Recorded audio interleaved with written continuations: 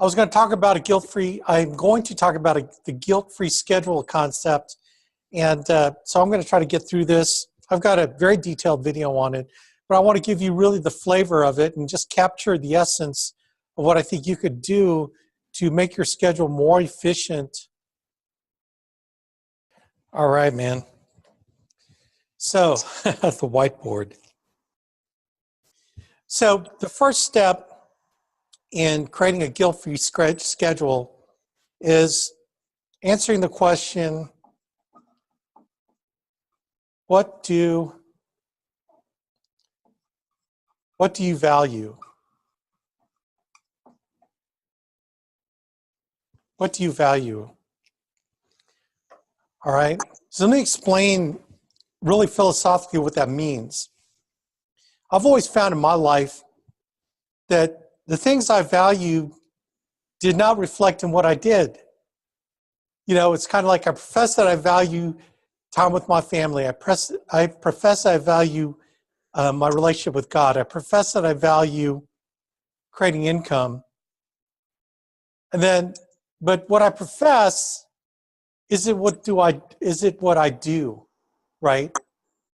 Is what I profess reflected in what I do? Because here's what I believe. You could say all you want, but what you do is what reflects who you are. It's what you do. It's not what you say, right? You can tell me everything you want to about how you want to accomplish all these things. So I hear what you say, but I watch what you do. Show me, don't snow me, right? Because what you do reflects what you care about. What you do reflects what you find important. What you do reflects your values, okay? So when you tell me, I need to make $5,000 a week, and then when I tell you, you need to book 20 appointments a week, and then I look at your accomplishment and you only book 10 appointments a week, well, then what you did not reflect what you say you need and want and what you value. You value creating a financial opportunity for yourself, but you only book 10 appointments. Well, that's not going to be $5,000 a week, brother. 10 appointments might be, $1,000 a week. Okay? So what you're telling me is that what you really value is making $48,000 a year, right? And that's the income that, because what you did didn't reflect that. Okay? You tell me you value your relationship with your spouse, and then a fly on the wall that looks at your calendar last week shows that you might have spent an hour watching TV with your spouse. You might have said hi to her and went to bed. And if you looked at the actual time you spent with your spouse in 168 hours last week, time meaning with her, with him, might be an hour, 2 hours. So you tell me you value a relationship with your spouse, but last week, brother, you only show you spent a couple hours with her. Right? You tell me you value your relationship with God, but all you did last week was your hour at church on Sunday. And you went through the motions, picked up the hymn book, whatever. And then, right, you show me that, you tell me that, but your calendar doesn't reflect it. So it's kind of like you are what you eat. Well, you are what you do, right? You are what you do. And you can tell me all day long about, well, all your distractions. What's funny about that is you can't stop someone who really wants something. Like I love doing this when I promote family reunion, or national conference or any kind of event that I feel is important, right? And, people tell me, well, July 18th through the 21st for the family reunion training conference this summer, I probably have a wedding to go to. I've got a bunch of things, a barbecue, family reunion barbecue that I got to go to. I've got this church thing going on that weekend, so I'm probably not going to be able to make it. Okay, fill in your excuse here, And then, but if I told them, okay, I've got a check, a certified cashier's check for $10,000 that if you attend, you will be paid that money if you attend that conference. And all of a sudden, your priorities change, and you're thinking, I ain't going to family reunion barbecue. Those functions mean squat because I'm going to be down in North Carolina July 18th through 21st because I'm going to give me my $10,000, you know, because it's held in escrow, and a lawyer is going to certify that you were there all 3 days and attended the whole thing. All of a sudden, there are no obstacles. I don't care if your car broke down and you don't have transportation, you're going to figure out how to convince someone to drive you down there. For 10 grand, are you kidding me? All of a sudden, your priorities change. Isn't that funny how that is? All of a sudden, the value changes. It cracks me up, man. So what I'm covering here is under the 11th commandment. Alex, there are only 10 commandments. Well, when Moses came down from the mount, there's a little piece that fell off, which is the 11th commandment, and it kind of got chopped off when he was coming down. He lost it on the way. And the 11th commandment is, "Thou shalt not fooleth thyselfeth," which is the King James version. The New American Standard Version is, "Don't fool yourself, brother, sister. Don't fool yourself."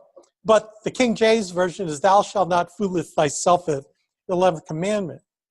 And man, don't fool yourself. Now, let's talk about values. What happens is when what you truly value doesn't line up with what you do, it creates tremendous dissatisfaction, incongruity between what you value and what you do. And that causes tremendous unhappiness, stress, and frustration. But when you finally line up the things you value with what you do, then what that gives you is happiness and fulfillment. Fulfillment, I mean. Happiness comes from fulfillment, not happiness in and of itself. And that's kind of the thing. The fallacy is chasing happiness. Anytime I've tried to chase happiness, I found that it was fleeting. I found that it felt good at the time, but then it sucked after. It's always like you're never totally satisfied. It's like a junkie that needs to get their high, but the high only lasts for so long, and then it's gone.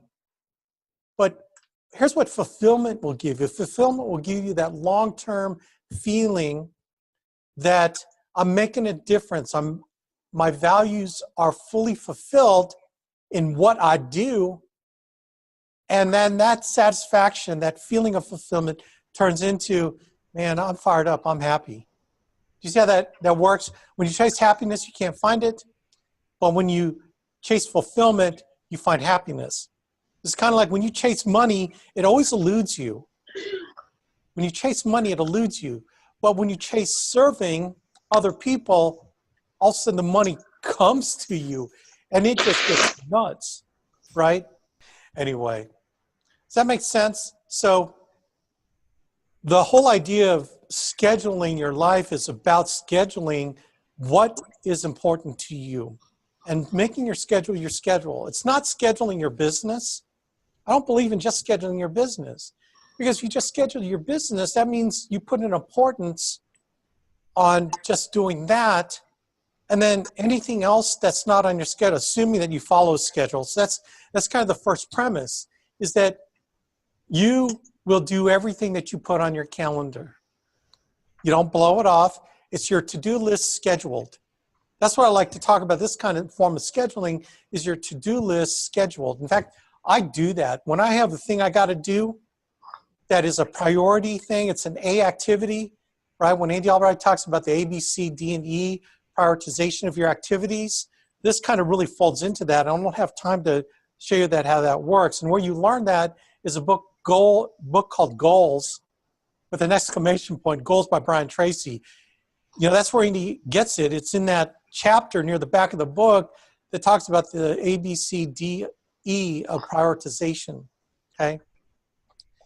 But when you figure out that it's not just scheduling your business, it's scheduling all the things you value in your life that means something, assuming that you follow your calendar. So I've been a slave to my calendar. I let my wife schedule me. I let my recruiters schedule me. I let my agents schedule me. You guys have access to my calendar. If you got my coaching link, then you could book yourself on my calendar. See, that's how important you are to me, is that I will make my time available to you if you're willing to book it. What's crazy is how many people don't use it. You know, they don't use it. And then when you go on my calendar, you look at things on there, it's like, golly, Alex got a lot of availability. No, I don't, because the things I put in there that are pre-scheduled. Like, you're wondering, how come Alex is always busy from like 7:30 to 10 o'clock, 10:15? Well, I happen to go to daily mass. I spend an hour in church every morning, half an hour in mass and a half hour in devotion and prayer. That's, you know, I'm not saying that other than that's what it is. That's why I've got stuff in my calendar. But when you look at all the other, even on weekends, like, you know, you can schedule me on Saturdays. Jason Engdahl has figured that out. He scheduled me. You know, you can schedule me at 10 p.m. Jason Engdahl has figured that out. When I look at my calendar and I see Jason's name, it's on the weekends, it's on the weeknights.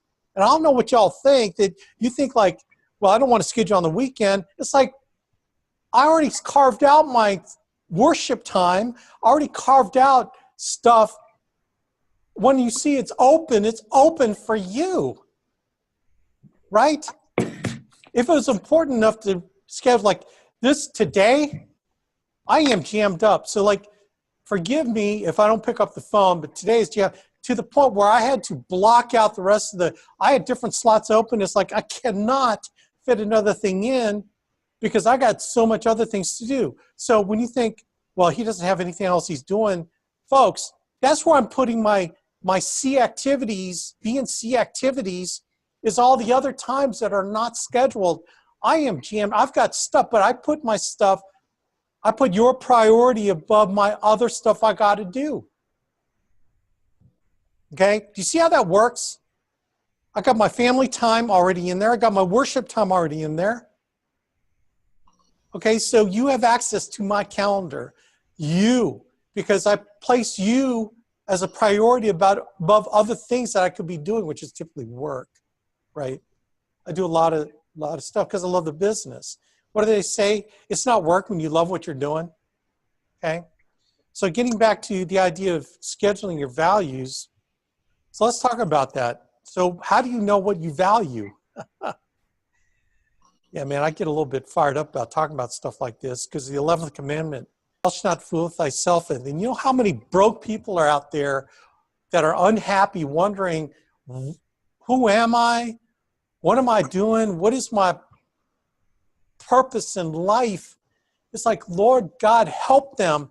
Once they find out their mission and purpose that God gave to a man, kitty bar the door. Once they figure that out, and then they figure out how to schedule their life so that they maximize the things they value, man, kitty bar the door. They will maximize their life. They'll be the best versions of themselves. They'll be what God wanted them to be. They will fulfill the mission, and they will ultimately find fulfillment, which leads to happiness, right? And you could be tired. You can go through a bunch of junk. There could be a lot of junk going on in your life. But you know what? If you keep the main thing, which is the things you value according to your calendar, well then, man, you're going to maximize your 168 hours a week. So how do you know what you value? And so there's a book that Matthew Kelly wrote, which I typically have it here. Matthew Kelly wrote a book on off balance. I totally recommend that book, Off Balance, because he talks about this technique of figuring out what you want. You know, people talk about the work-life balance. Folks, it's not one or the other. People always think of it as a teeter-totter. Why not both and? It's work, life. It's what you do. It's not either or. When you think about stuff as either or, then you're already losing, because you think about well, more here and less here. It's like when Andrew talked about, well, I've taken away from my sales because I'm recruiting. It's like, oh God, I hope he starts to learn that you can do both. It's just a matter of scheduling your calendar so you can do both effectively. And I get that excuse all the time from agents when I go to a conference, like, man, my production dropped down when I started recruiting. It's like, stupid. You need to continue to sell and do what you need to do to bring the money in. Don't blame it on recruiting. Blame it on Netflix. Blame it on Facebook. Blame it on idle time. Blame it on Sports Center. Blame it on that stuff, not on sales. Don't blame it on sales. Blame it on the other crap that doesn't mean anything. Blame it on going to a football game or watching college football. Who paid you to watch college football? Right? 11th commandment, thou shalt not fooleth thyselfeth. Okay? Anyway, it's not either or, it's both and. And if you look at it both and, man, you're going to rock. So what do you value? Out of the book, Matthew Kelly's Off Balance, he talks about, here's a great way to do it. I call it the optometrist either or. Is A better or B better, right? You know, if you got to an optometrist, they'll put that big thing on your face and then they'll flip it, say A, flip it B. Which is better, A or B? And you go A. And then they click, click, click, and then they go B or C. B or C. C. Click, click, click. You know how they try to figure out your prescription? That's how you figure out what you value. So the simple exercise is, let's write down the things you value. Okay, so let's list them out. God, let's, working out. You love video games. Your children, you value your children. Let's put spouse.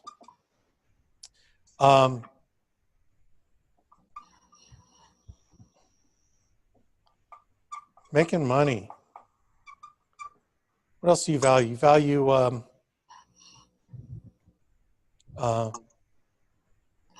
making money. There's like different, you know, stratifications that you value your friends. Hang out with friends. You're in a band and you like doing the band thing. You're playing a band. You value softball. I mean, you like doing softball. Next thing you value it. That's what we're going to go through this exercise. Should I play in your softball league? Okay.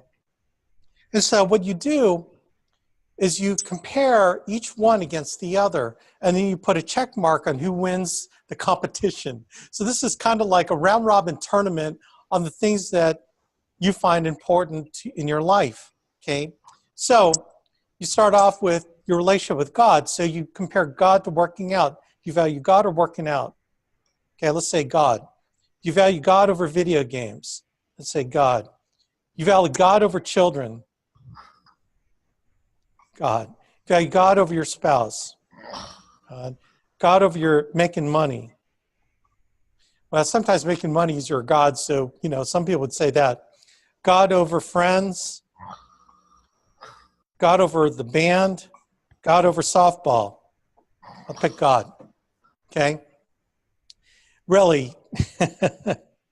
Now, you put yours. You don't have to put, I'm just picking these out. These aren't necessarily mine, but you do yours. Like if God for you is not on here, you don't value that, well then don't put him on here, right? And then do it against the other ones, right? But this is just the ones I picked out. Okay, now you do working out. So do you value working out over video games? Man, I love my video games. Working out over children. Children wins. Working out over spouse. Spouse wins. Working out over making money. Oh, making money. Working out over friends. I'd rather work out than hang out with my loser friends. Working out versus the band. Man, I love doing the band. Working out versus softball. Yeah, I love working out more than softball. You see how that works? All of a sudden, now you compared working out with all the, now check out video games. So video games with children. I value my children. Video games with spouse. Video games with making money. I'd rather make money. Video games versus friends. Man, you must have some. No, I'm not gonna say. Video games versus band. I love the band. Video games versus softball. Actually, I like softball more than video games. So we got video games done. Children over spouse. Spouse wins. Children over making money. Children wins. Children over friends. Children. Children over the band. Children. Children over softball. Children. Okay, now spouse. Spouse versus making money. Spouse versus friends. Yes, spouse. Spouses versus the band. Spouse. Spouse versus softball. Spouse. Making money over friends all day long. Making money versus the band. Making money. Making money versus softball. Making money. Okay, now friends versus the band. Man, I like my band. Friends versus softball. I'll do softball. Band versus softball. I love band. Okay, do you see what you did? You just did the round robin tournament to create a different set of priorities that you thought, now you've created what you value the most. And so you count up the number of check marks. So God has 1, 2, 3, 4, 5, 6, 7, 8 check marks. Working out has 2. Video games has 2. Children has 1, 2, 3, 4, 5, 6. Spouse has 1, 2, 3, 4, 5, 6, 7. Making money has 5. Friends have 1. Band has 4. Softball has 1. So now let's reorder these in order of the number of check marks. So the biggest one is God. 8, 7 is spouse. The next one is children.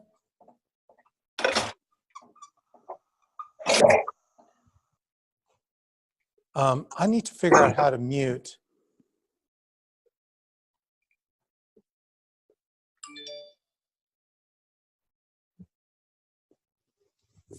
Children. The next one, number 5, would be making money. Number 4 is the band. 4. And then we have a tie at 2, so it's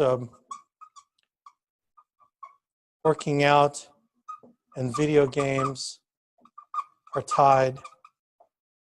2, and then 1, friends. So these are tied. Friends and softball. These are tied. So here's what Matthew Kelly says. He says your top 3 are probably the most important, and top 4 maybe. And this is all you can really focus, 3 or 4, because those are the most important things to you that you profess to be valued, that is valuable to you in your life. All right? So you got God number 1, spouse, children, making money. Whoa, man, that's a pretty cool way of doing it. So now that you know that God, spouse, and children making money are the things you value, yeah, the band's fun, softball's fun, working out is important. But if I were going to prioritize my schedule, I'm going to do it according to this particular order of things that are valuable to me, right? And so I look at my calendar as scheduling my entire life, the things that I care about, the things I want to do. And if I do these things in my life, in my calendar, then I think I've achieved the things that I value, okay? Now, I'm going to say right now that this does not mean when you add up the hours at the end of the week that God has to be more hours, then spouse is the next number of hours, then children is the next number of hours, making money is the next. It's not related to quantity, right? It's related to priority. Does that make sense? So when I look at scheduling myself,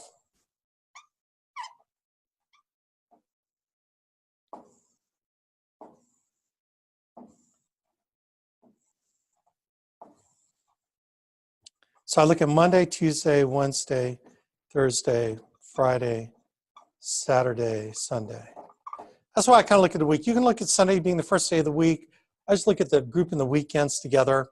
Just, it helps me from a business standpoint, like running business or whatever. I look at Saturday, Sunday being kind of at the end of the way I look at this. And then you can use whatever scale you want. Let me do it better this way. So I cut it up into 3 chunks. Okay. I like to look at things like 6 a.m. to 12 p.m., 12 p.m. to 6, and 6 to midnight. Okay. Right. That's why I kind of look at splitting my day into 3 separate sections. So this is a little bit under the concept of a book that I read is cramming 3 days into 1 day. So I look at this as cramming 3 days into 1 day, compressing time frames of what I do. Okay, so now yours, depending on how much sleep you need, I get like 4 to 5 hours of sleep. That's all I need, right? Maybe you need 8 hours. You need a full 8 hours. I'm not knocking you for that. So maybe this starts at whenever you wake up. Maybe this is more like, 7, and you get to bed at, whatever. Okay, but you do it the way you split up your time. I do it like this. Okay, so now I look at, okay, I'm going to schedule my calendar, my priorities. I'm going to put my God time in first. So what do I do to increase my relationship with God? Okay, well, as you know, I'm usually, so I've got this time as my God time. Actually,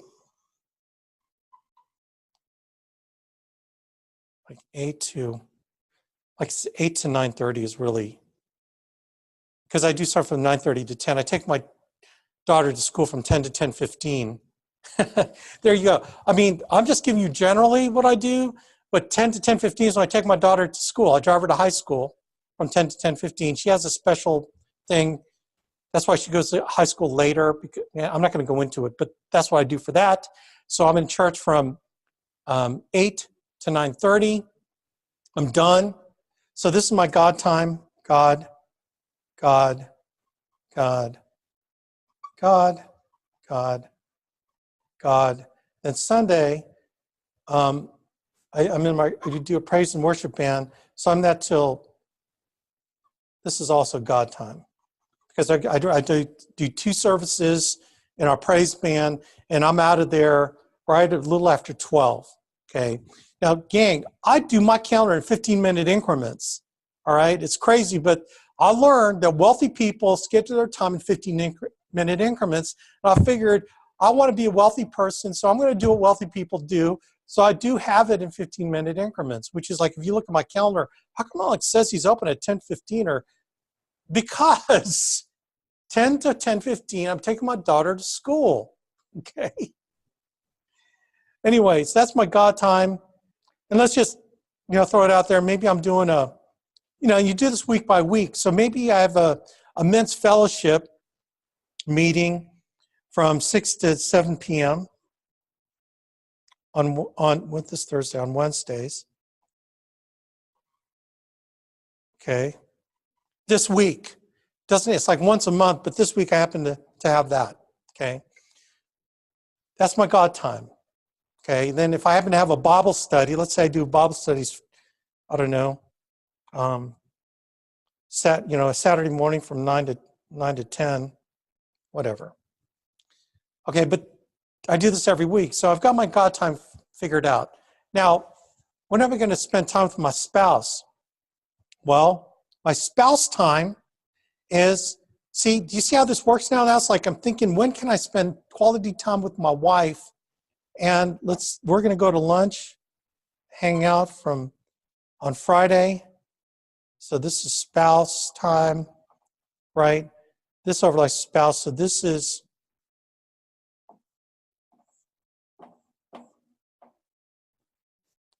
this actually is children. Okay, so I got spouse, and then dinner time. Let's say dinner, 5 to 6. I plan on doing dinner 5 to 6, 5 to 6. Well, spouse time, spouse. So this week, when I get with her, when I do this with her, she knows that I'm with her, I'm with her. She doesn't feel bad because all of a sudden I'm working when she thought I was going to be with her. It's because it's on my calendar. She feels like I honor her by putting her in my calendar because she knows how fiercely devoted I am to following my calendar. So she doesn't feel bad. She doesn't have the honey-do list. She has, well, honey, I need for you to, I need for you to do this for me. Okay, honey, when can I do that? Let's say I'm going to do it Saturday from 12 to 3 p.m. And this is a honey-do that I got to do. So I'll call that spouse because I'm doing it for her from 12 to there. So I got that done. Children time, I promise. My son has a baseball game Thursday from 4 to 5. So this is children. This Saturday, my daughters have a dance recital. God help us. If you ever had your kids in dance recitals, they've got 30 different dances with 30 different classes. And God help you because your child is in the last 2 dances of the 3-hour dance recital. Y'all know what I mean if you have kids that are in dance. Oh my gosh. You're like going, please, God, let this be over. And then you get to your kids and you take your pictures. It's like, 2.5 hours to get to the last 15 minutes where you have your daughters. I've been there. I paid the price. I got the T-shirt. So now you got your children's time, right? Dance recital. So this is children. And then making money. Now, if you're making money through a job, then what you've done is you've carved out your job time from 8 to 5. So that's your job time. And then the other way of making money is what we do. So all of a sudden, you've cleared the decks in your calendar. All the white that's left over is your business, right? So then you put, what are the most important big rocks in your calendar? It is the TWC on Wednesday from 12:30 to 2 o'clock, TWC. The product training call from 1 to 2, product training call.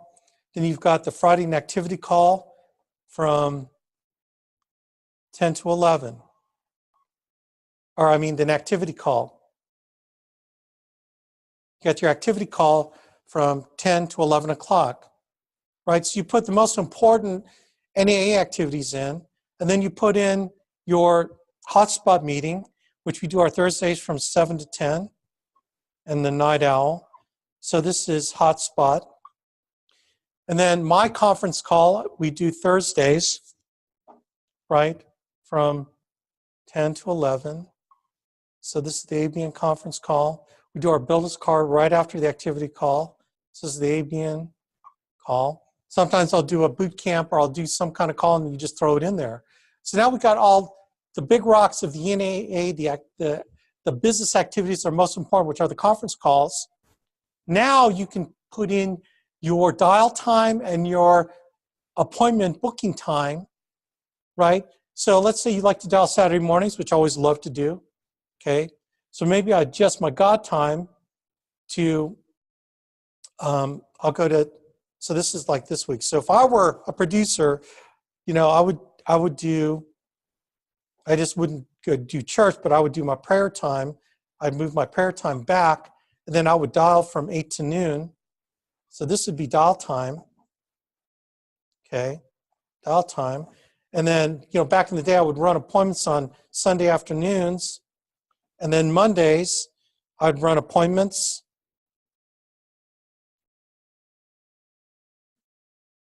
So I got 2 days of appointments. So this is, I know I'm revising it, but I'm reflecting like back in the day. So this is appointment time. So I'd dial for the next 2 days, Sunday and Monday, right? And then I would dial to book Tuesday. So appointments, right? And Wednesday appointments.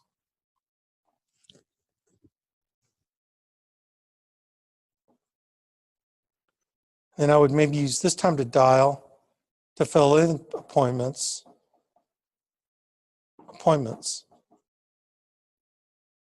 Okay, so this is dial time and appointments. Okay, now I'm doing it like in big chunks just to make the concept, but if I were going to really schedule a dial time in the evening. I go from 6 to 7:30, take a break, and then go from like 7:45 to 9. Like I would actually have that in 2 chunks in my calendar. I'm just trying to give you the concept. And then once you start learning how to be more efficient, you can be more efficient, right? And then recruiting dials, recruiting, putting ads in the recruiting. And then if I had to do a spillover, because I didn't make my appointments, I would turn this into a dials for Friday appointments. Do you see how flexible this is? But here's what I know, is that I've already got my God time plan, my spouse knows, and my children know, right? Like, let's say I want to help my son has a big test on Friday, so I'm going to help them study, and I'm going to help them study on Wednesday from 5 to 6. Help my son study. Do you see how you can like place things in, but you still got the time to do it? Okay? Alex, I love to work out. All right, let's work out. Let's do late night workout at your 24-hour club from 11 to midnight. Right? This is workout time, workout time, workout. Do you see what I'm saying? Like, all the white parts of your calendar is what you can do. And then when you wake up every morning, you know exactly what's going to happen that day. Particularly if you have staff and your spouse have access to your calendar, they can throw stuff in there that are mega important. And my wife knows the things I value. Like I need to be at a particular conference with my daughter because we're going to talk about a specific issue. I already know about it, that she's going to put it in there. She doesn't know what time, and so she's going to put it in there. Okay, she's got chemo treatments starting next week.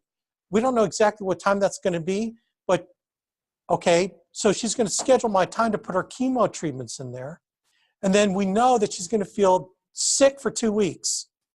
First week, she's going to feel sick, run down, and she's going to need me to do stuff, and so she's going to put it in my calendar.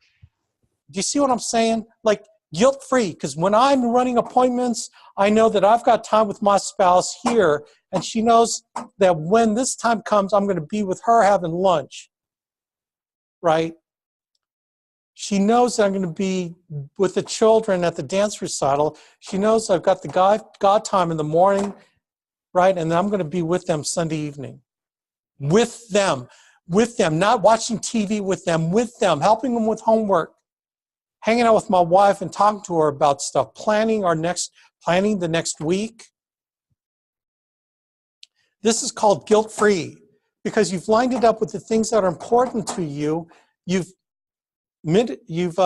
spread it into your calendar, and then when you wake up every morning. Now here's the key. When you start turning blocks of 1 hour into 30 minutes, 30-minute increments, and then when you get it down to 15-minute increments, you're going to Bill Gates territory right here. Andy Albright territory right here. Andy Albright territory, right? And that's how you can pack a bunch of stuff in your life. Like, Jason knows that I run behind sometimes. Why? Because I pack so much in there. Because I know some people don't show up at interviews.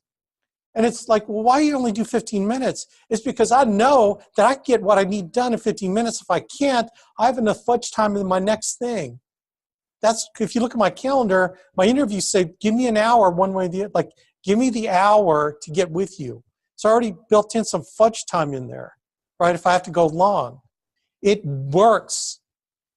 This is how I run my life, day in, day out, week in, week out, month in, month out, quarter by quarter, year by year, the past 20 years. And I get better and better and better at doing this. Is the way that you can make a lot of money because you turn your idle time into productive, income-producing activity time, God, relationship-producing time, spouse investment time, children investment time, all those things that are important to you. Like I said, if you don't think God is important, then you've got your other things. You can order them. If workout is what you need to do to keep you sane, then you would put your workout times in here. Yeah, you're going to have to make some compromises. You're going to have to fit the chess pieces here and here, here and here, but you know it well enough that you have it to move it. That's the beautiful thing about having a calendar. Now, I do this on Google Calendar. Google Calendar flows into everything I do. My Outlook calendars and my calendar on my phone. It's the source, the place where everything happens, and it flows out to everything. I love electronic calendars. I give my electronic calendar to my staff and to my wife, and then they can book. I've given it to you, obviously, with my Time Trade account, where you can book yourself on my calendar. Makes sense? Anyway, that is it. I hope that made sense, gang. Get the book Off Balance by Matthew Kelly. He doesn't talk about the scheduling part, but he talks about priorities. He talks about where the work life is such a cliche falsehood. Again, it violates the 11th commandment, thou shalt not fool thyself, because the work-life balance is work or life. Well, I choose to schedule my life that includes work, my life that includes time with my God, my life that includes time with my spouse, my life that includes time with my children, and my life that includes helping you build my business. I help you build your business. I help you make sales. You see? So anyway, rock on, man. I hope that helped y'all. Let's do this thing. Let's kill it. God bless, man.